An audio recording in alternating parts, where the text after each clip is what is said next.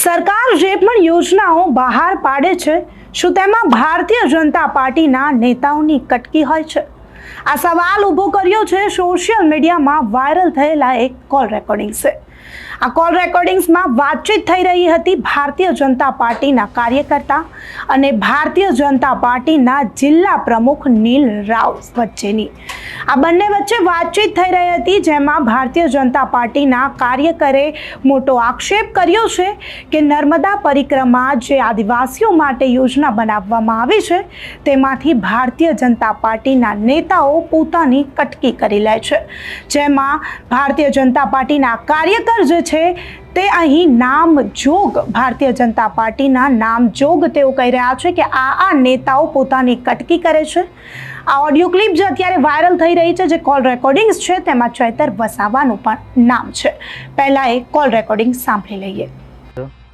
હા, નીલ વાત કરું. આપણે રેંગણથી બોલું છું. હા બોલો. અજીતભાઈ.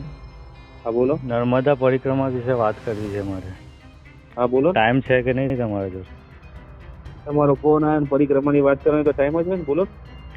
ના, એટલે બીજા બધા નેતાઓને ફોન કરે છે તો કોઈના જોડે કોઈ ટાઈમ છે નહીં. કોઈ કહે કે અમેરિકા છું, કોઈ કહે કે મેં લંડન છું. બરાબર. હવે મારે એવું કેવું છે, હું તો તમારા દિલમાં જ છું ભાઈ, બોલો. વાત સાંભળો. હા. મારે એવું કેવું છે હમ. કે નર્મદા પરિક્રમા વિશે અમે અવારનવાર આવેદન આપેલા છે. બરાબર. કોઈ અમારું કશું સાંભળતું નહીં. તો બીજેપીના જેટલા બી કાર્યકર્તા છે, નેતાઓ મોટા મોટા, એ લોકો પૈસા ખાઈને બેઠા છે. તો તમારો કેટલો ભાગ છે તે મને કહો પહેલા. જો ભાઈ, મારી વાત સમજી લો. આપણે તો ધર્મના કામની અંદર અમારા કઈ એવા ભાગ હોતા નહીં. આ તમારું આવેદન કાલે તમારા ગામના બી લોકો મને મળ્યા હતા, તમારી વાત બી મેં સાંભળી, અને સ્થાનિક લોકોને રોજગારી મળે એ વિષય બી બરાબર છે. તમારા લોકોના ખેતર બી જાય છે અને તમે લોકો ભોગ આપો છો, બધો જ વિષય મને ખબર છે. પણ હવે એનો જે રસ્તો કરવાનો છે, આપણે રસ્તો કરીશું. તમે આવી રીતના મને કહો કે પૈસાથી તૈયાર. ના, પૈસા ખાઈને બેઠા છે. મોટા મોટા નેતાઓ પૈસા ખાઈને બેઠા છે. બરાબર છે. તો મારે પછી કોને કહેવાનું? અમે બી બીજેપીના કાર્યકર્તા છે. બરાબર છે. RSS ના કામ કરેલા છે, બજરંગ દળના કામ કરેલા છે. બરાબર છે. આ 200-300 માણસો મારા ઘરે આવીને બેઠા છે હમણાં. તો મારે કોને કહેવાનું તે મને કહો. બરાબર છે. 100% તમારો અધિકાર છે કહેવાનો, વડીલ. પણ શું નામ કીધું? અજીત? ના, હા, અજીતભાઈ વસાવા, અજીતભાઈ નટવરભાઈ. કેસ બેસ કરવો હોય ને તે બી કરી દેજો, વાંધો નહીં. બરાબર. તમારો અધિકાર છે મને કહેવાનો, પણ એ જે પ્રકરણ છે એમાં મેં આખી વાત બી સાંભળી, અને એમાં તમે તમારી વાત સાચી છે. તમને ન્યાય મળે એની માટે અમારે કામ બી કરવાનું છે. અને જો આવું કોઈ અમારા વાળાએ કર્યું હશે તો એની રજૂઆત બી અમારે જે કરવાની છે અમે કરીશું. તમે એની ચિંતા ના કરો. રજૂઆત ને બધું સાંભળીને થાકી ગયા. આજે મેં તમને એવું કહું છું કે અમે બીજેપીના કટ્ટરવાદી નેતા છે. બરાબર છે. આજે લોકા પૈસા ખાઈને મોટા મોટા નેતાઓ, બરાબર છે. પેલા ભીમસિંહ તડવીની ગયા વર્ષે 5 બોટો ચાલતી હતી અમારા ગામમાં. 27,500 એને કેશ લીધા રોકડા. બરાબર છે. આજે દર્શનાબેન ને બધા ઇન્વોલ્વ છે અંદર આમાં. તો અમારે કોનું સાંભળવાનું? અમે લોકોના વોટ આજે અમારો તાલુકાનો વ્યક્તિ અમે ચૂંટાઈને લાવ્યા. 850 ની લીડથી અમે એને ચૂંટાયો છે અહીંયા બીજેપીમાં. બરાબર છે. એ છોકરો કિસાન કાલે રૂબરૂ આવ્યો હતો બધાને લઈને, અને બધી એની રજૂઆત બી મેં સાંભળી. અને તમે પૂછજો, એ લોકો બેઠા તમારી ઓફિસ ને મેં એમની રૂબરૂ જેને વાત કરવાની હતી એ બી બધી જગ્યાએ વાત કરી છે.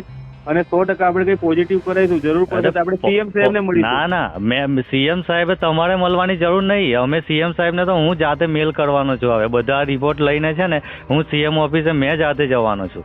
બરાબર.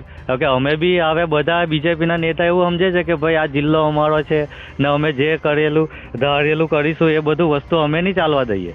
બરાબર છે. અમારે જવાનું કોની જોડે? અમે કઈ બીજા જેવા માણસો થોડા છે કે કૂદીને કઈ દેડકાની જેમ બીજે કૂદીને જતા રહેવાના છે. બરાબર છે. આજે અમારે તમે નહીં કહે તો અમે કોને કહેવાના છે? ના, તમારી વાત સાચી છે. અને આપણે એમાં પોઝિટિવ જ કરવાનું. આપણા સ્થાનિક લોકોની, તમારા બધાની વોટ લાગે એમાં મને બી રસ્તે મારી વાત. ના, કશું છે નહીં. કોઈ વસ્તુ કોઈ સાંભળતું નહીં. વાત સાંભળો.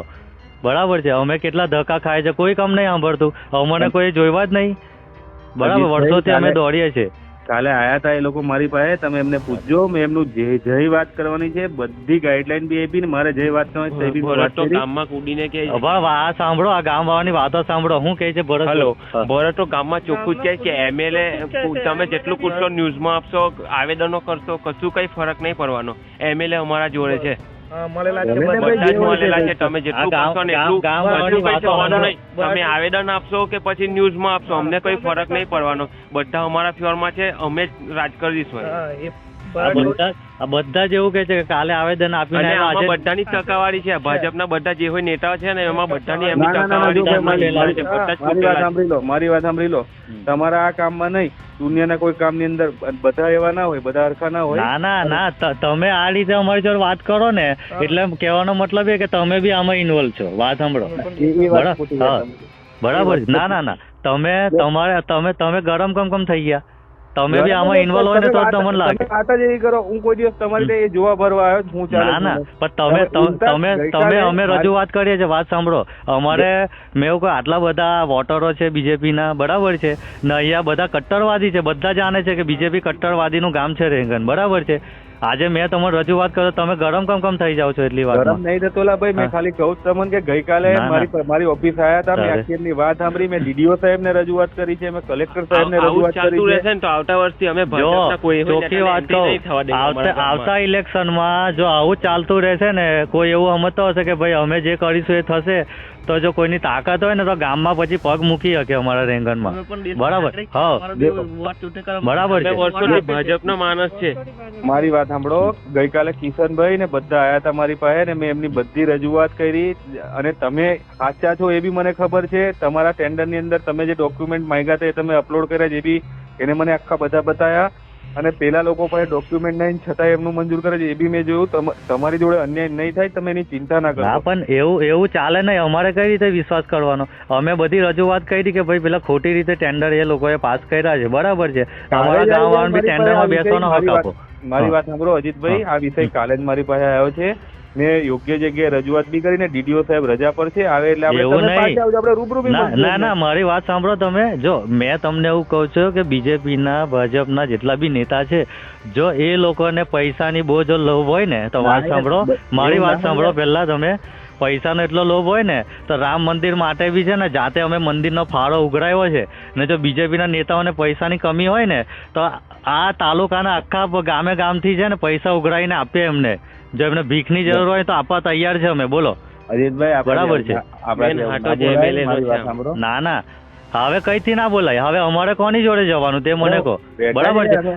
આ લોકો અમારા જોડે વિરોધ કરે છે કે ભાઈ તમે આગેવાનો થઈને તમારે જોઈને અમે તમારી પાછળ ચાલીને લોકોને વોટ આલીએ છીએ, બીજેપીને આગળ એ કરીએ છીએ, બરાબર છે.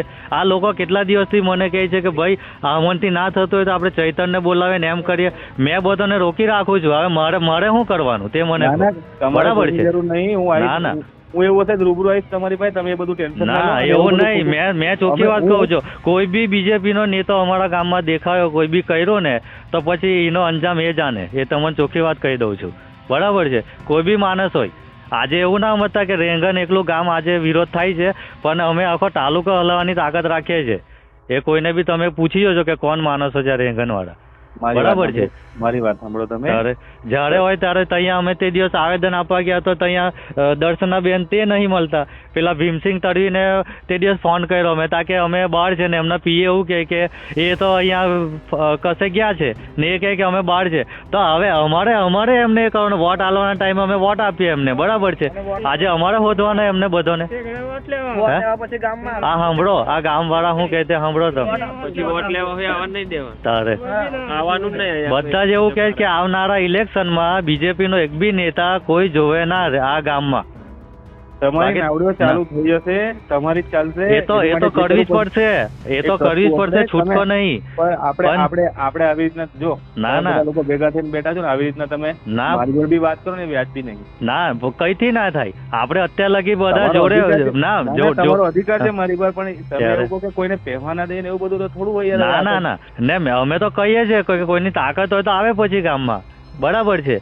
આટલો બધો ભ્રષ્ટાચાર કરીને આટલા મોટા ઉદ્યોગપતિ ને બધા હોટલો વાળા બધા રસ્તા પર છે તો ઉઘરાવો ને પૈસા. ચૂંટણીના ટાઈમે બધા હા. લેવા આવે છે ગામે ગામમાં હા. અમને આપજો વોટ અમને આપજો એમ. તારે આ મારે આખા ગામનું સાંભળવાનું, મારે એમને આખી જિંદગી રહેવાનું છે આ ગામમાં. અહીંયા મજૂરો બરાબર છે. પૈસા કમાવાના ત્યાં તારે એમને ને ખાઈ લેવું છે. એ લોકોને એટલી શરમ નહીં આવતી કે આ ગામ વાળોના હકના પૈસા મજૂરીના એ રૂપિયા એ લોકો આમાં ભાગ નાખે છે. એમને શરમ આવી જોઈએ બીજેપી ના નેતાઓને. તમે ચિંતા ના કરશો, મને અને? 1-2 દિવસ આપો, આપણે એનો રસ્તો કાઢીશું. ના એવું નહીં, વાત સાંભળો. મેં તો એવું કહું છું કે હજુ બીજો એક દિવસ બગાડ દઈએ ને જેટલા બી નેતા છે ને બીજેપીના ખર્ચો અમારા તરફથી કરીશું અને બધાને બંગડીઓ પહેરાવીએ અમે એક સમૂહમાં. એવી વાત ના કરો, ના. એટલે ખોટું પડે યાર. અમે ના આવેદનો ના કોઈ- આવેદનો આપ્યા તો જો અમારી જોડે બી એટલી તાકાત છે. તમે ના. બધા અમારા ભાઈઓ જ છો, એવું નહીં. ના આપણે હાથે કામ ભાઈઓ કરવાનું. હોય ને તો તમે સાંભળો. આજે તમે અમારી પર ગરમ થઈને વાત કરો એટલે તમે બી અમે ઇન્વોલ્વ હોય ને તો જ આવું કરતા હોય. અમને બધી ખબર છે. એ યાર ગરમ થઈને હું વાત કરી, મેં તમને કહું છું ના, કે ના. આપણે એનો નિકાલ લાવીશું 100%. અને નિકાલ આવવાનો હોય ને તો કેનનો આવી જાય. વાત સાંભળો.